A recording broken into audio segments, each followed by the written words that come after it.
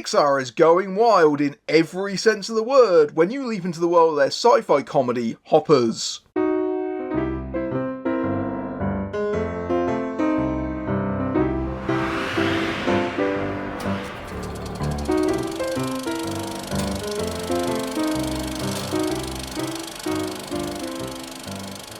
Set in the city of Beaverton, environmental activist Mabel Tanaka, voiced by Piper Curda, is trying to stop Mayor Jerry Jean Razzo, voiced by John Hamm, from building a freeway through a glade that means a lot to her. One night she discovers that her college professor, Dr. Sam Fairfax, voiced by Kathy Najimy, has developed a secret technology called Hoppers, enabling people to transfer their minds into robotic animal bodies to study their behaviours. Mabel hijacks a beaver hopper and integrates herself into the animal world by befriending King George, voiced by Bobby Monahan, but her attempts to get them to help save the glade accidentally leads to an animal uprising. I think this has to be the maddest premise for a movie that Pixar has done today, and that's really saying something when you think about it. This is a studio that has previously made films about a girl that transforms into a giant red panda, a Romeo and Juliet romance in the world of elemental people, 2 movies set in personified emotions of a girl's psyche, and a film where a pensioner uses balloons to fly his house into the air. Oh, and that last one featured a dog with a talking collar, which, amusingly, gets a little in-joke in Hoppers, fittingly. So it isn't really that Pixar doesn't make movies with outlandish concepts, because they absolutely do all the time. But in a weird way, the execution of those ideas means that you're never really thinking about that, because they always carefully balance the tone. They always focus on the emotional heart of those stories, which means as fantastical and whimsical as they get, there's always something to ground them. Hoppers feels a bit different. Now, that's not to say that it doesn't have those emotional elements, because it absolutely does, and we'll get to that in a bit, but a lot of it is absolutely madcap in a way that they've rarely done before. It's Pixar with a screw loose, which is why it feels so unique and absolutely so much fun to watch. Hoppers is directed by Daniel Chong, and this is the first film he's helmed for the studio, but he's actually got a long history of Pixar, having been a story artist on the likes of Cars 2 and Inside Out, and more recently he's been part of the Pixar senior creative team, overlooking their output since 2022. He's also the creator of the hit show We Bare Bears, which in many ways Hoppers feels like the spiritual successor to that more than a lot of Pixar's own work. Chong came up with the story with writer Jesse Andrews, who previously did the script for Luca, and it definitely seems like the approach with Hoppers was not just to lean into the weirdness of the high concept, but double down on it, and it's probably the closest that Pixar has come to going full on Looney Tunes. It is nuttier than a squirrel's treehouse stash. The idea of people putting their consciousness into synthetic animal bodies definitely owes a lot to the Disney-owned Avatar, so much so there's even a gag where Mabel points that out and Dr. Sam screams, "This is nothing like Avatar!" But it's certainly an amusing send-up of that idea, especially because, and I'll just come out right here and say it, this is a better film than any of the Avatar movies because it has that same environmental message, though with a lot more nuance, and isn't anywhere near as preachy or self-serious. And it doesn't have the weird indigenous appropriation either, so Hoppers is a clear winner in my book. But once you buy into an idea as bonkers as this one, almost anything goes from that, and the gags in this are so absurd that they border on the downright surreal at times. Probably my favourite running gag is the repeated visual of a shark being airlifted by a flock of birds, which is just such a delightfully bizarre visual that it cracked me up every time it comes up. And the humour is surprisingly dark at times too. One of the things this reminded me of was DreamWorks' The Wild Robot, which similarly puts sci-fi into nature. This doesn't quite have the same emotional punch as that film did, but what it does share with it is the same sense that death is a casual part of the natural world and its order. You've got all of these displaced animals from around the glade that are forced to live together around this pond, so they all exist by pond rules. And rule number 2 is, when you gotta eat, eat. So a very minor character might be chatting away to Mabel, and then suddenly they're swallowed up to their death in an instant, just casually killed off. Both this and The Wild Robot just accept that that's the way the animal kingdom works, and it's amusingly brutal for a U-certificate movie. I think part of the reason why it feels so different is that the animation is also somewhat uncharacteristic for Pixar. The aesthetic of Hoppers has a far more cartoonish and exaggerated quality to it. There's a rapid-fire sci-fi, almost manic vibe to it that you don't usually see from them. It's especially noticeable when Mabel has those moments of blinding rage and you get these crash zooms into her face, which becomes very sharp and comic booky, especially around the eyes. Those moments feel like they've drawn a bit of inspiration from what Sony Pictures Animation has been doing lately, especially something like The Mitchells vs. the Machines.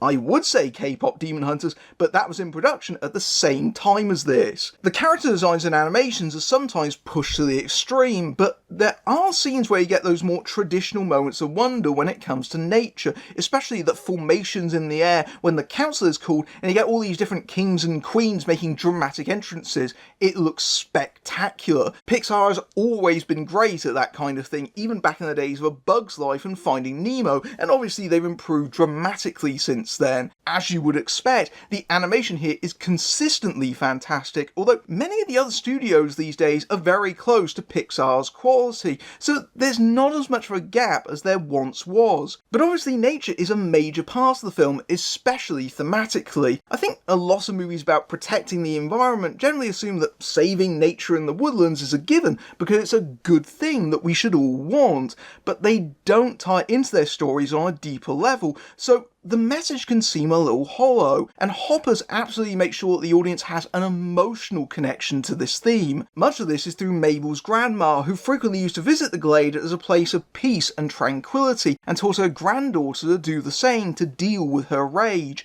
It's during these scenes that the film allows us to slow down and absorb the beauty and silence, and this is where Pixar's signature empathetic storytelling comes into play, because the grandma only appears in a handful of scenes and flashbacks, but they tell the story of how Mabel came to be so close to her in a very economical and largely visual way. They're genuinely moving and poignant without being heavy-handed. Even the coat that Mabel wears through the film is something handed down from her grandmother. So through that, you understand why Mabel is fighting so hard to save the glade, in that it's not just purely ideological, it's about preserving what was so precious to her grandma while she was alive after she's gone, and that's a gift that she has passed down to protect. So no matter how zany Hoppers can get, and it does get pretty zany, it always has that anchor that brings it back to its heart ultimately. That's the part that reminds you this is a Pixar film.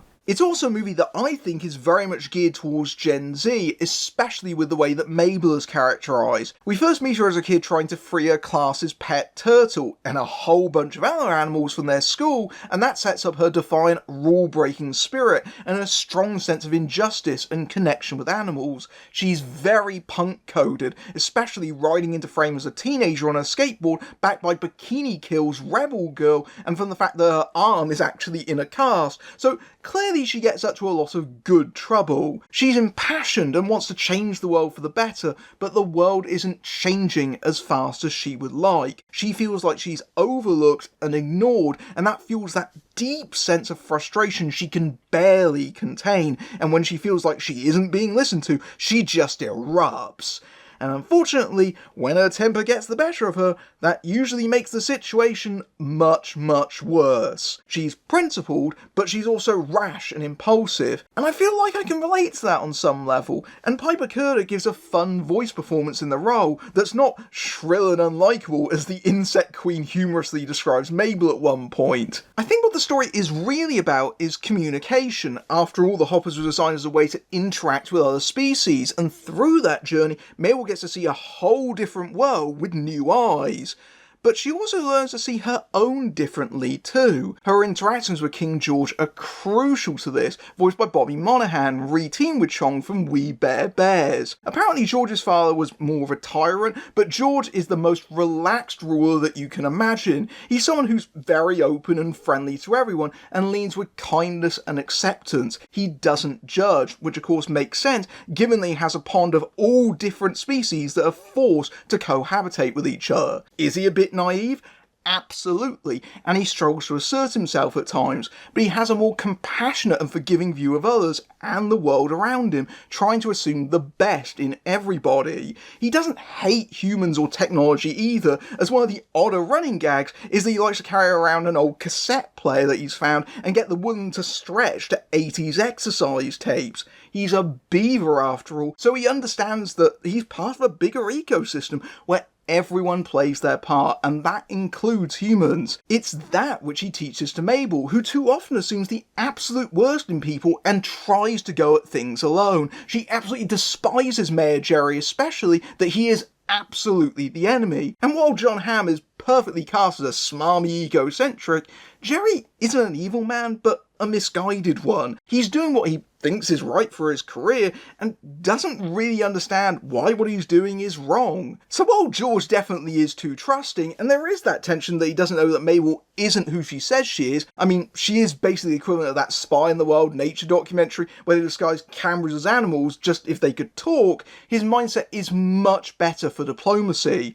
The best way to affect change is if you can come to an understanding than through conflict, and especially if you don't, say, inadvertently argue the case to put a hit out on them. Just saying, that's going a bit too far. But there's also the fact there is a literal language barrier between the species. Humans can't understand the animal world and vice versa. When a hopper has their mind in the animal body, humans can't understand them because it sounds like squeaks and squawks. So the only way that Dr. Fairfax can understand Mabel is by communicating with her through a special earpiece. Of course, that's if Mabel wants to hear her, because she often chooses to switch her off. It's basically using advanced technology to talk to animals, but later on the animals try to get past it via somewhat more primitive methods, namely by using the text-to-speech function on smartphones, which leads to the gags you see in most of the advertising, where the lizard can't stop mashing the emoji of itself. So this is not really a simple binary of nature good, technology bad, which this could have very easily fallen into, but more about how technology can be used for both good or ill, like Jerry is using with those high-frequency speakers. But if one truly wants to talk, it requires a bit of ingenuity and the ability to listen. I also have to give a bit of credit to Disney's marketing team for not giving away the third act of this movie at all, because that's where it gets truly unhinged, especially as the stuff with Jerry clearly tips his hat to things like The Birds and Jaws. It's also where you get the film's villains, including an amusing guest appearance from Meryl Streep as the butterfly insect queen who orders the attack on Jerry, and her son Titus, who is voiced by Dave Franco when he matures into a butterfly. Well, maturing relatively speaking physically, but definitely not mentally. Franco's performance here is just scenery-chewing craziness, voicing a very insecure and furiously angry butterfly who is hungry for power. It's a very outsized ego for such a tiny insect, and Franco knows he can overact to his heart's content as he appears in the film's most outrageous scenes, which are just hilariously warped. So as you can probably work out at this point, I had a lot of fun with Hoppers. It's an out there idea, but the execution is so damn funny. Get it? Damn funny? Because beavers. But yes, I laughed a lot during this, and it's probably one of those family films that might actually be funnier for adults than it is for kids, but it also has a lot of the heart that we've come to expect from Pixar's films. It might not be the very best of their work, because that's an exceptionally high bar, but it's highly entertaining and surprising. There is genuinely one moment in this where I heard people gasp around me in the audience. And it's a shame that much of Pixar's upcoming schedule is dominated by sequels like Toy Story 5, Incredibles 3, and Coco 2, which are playing it safe like a lot of Disney is right now by just following up to the hits. And that's understandable given how much of a rough time Pixar has had with their original films in the last few years, and especially with the outright flop of Elio last year. And it is a shame, because these original films are where the spirit of early Pixar and that incredible run of first films can still be most felt, taking chances on bold concepts and turning them into feats of pure imagination. Luckily, it seems like Hoppers is set to break that wobbly box office track record, and I hope it sends a message that Pixar is at their best when they embrace the weirdness, and I would be very happy if they beavered away on much more things like Hoppers going forward. If you like this review and you want to support my work, you can give me a tip at my Ko-fi page, or you choose Super Thanks feature, which is right below the video. Or you can hop over to my Patreon, where you can see my videos early among other perks, including access to my Discord server, and you can also join YouTube memberships for similar perks. Or you can just simply like, share and hype the video. It genuinely does help. Until next time, I'm Matthew Buck, fading out.